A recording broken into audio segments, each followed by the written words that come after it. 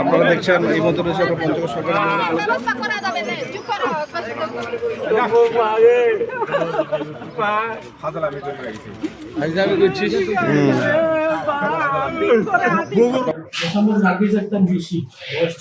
স্বামী মোহাম্মদ আবুল কালাম আজাদ তার অভিযোগের প্রেক্ষিতে এবং থানা কর্তৃক আমার কাছে লিখিত অভিযোগের প্রেক্ষিতে সামাইডালের মামলার সামগ্রিক ঘটনায় যা দেখা যায়, আসামি আবু হাসান পিতা মোহাম্মদ জহিরুল ইসলাম শাহ গুডুমারি ৩ নং সদর ইউনিয়ন থানা পঞ্চগড় সদর জেলা পঞ্চগড় ভিকটিমের গতিরোধ করে অশ্লীল অঙ্গভঙ্গি করেন এবং টাকার বিনিময়ে ঘুরে যাওয়ার প্রস্তাব দেন এবং ভিকটিম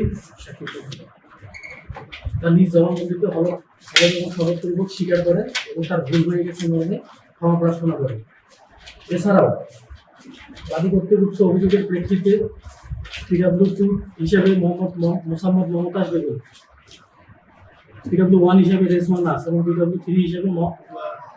রেশমা নাস জবানবন্দি প্রদান করেন। সার্বিক বিবেচনায় আসামির উক্ত অপকর্মের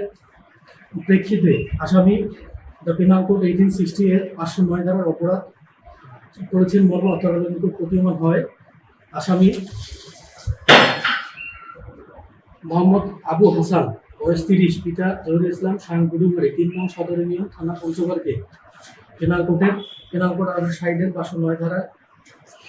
অভিযোগ গঠন করা হলো এবং আসামিকে 1 বছরের বিনাশ্রম কারাদণ্ড এবং 5,000 টাকা জরিমানা আমাদের 1 মাসের বিনাশ্রম কারাদণ্ড প্রদান করা হবে। আসামিকে সাদা বলা জেলা প্রেরণ করা হবে।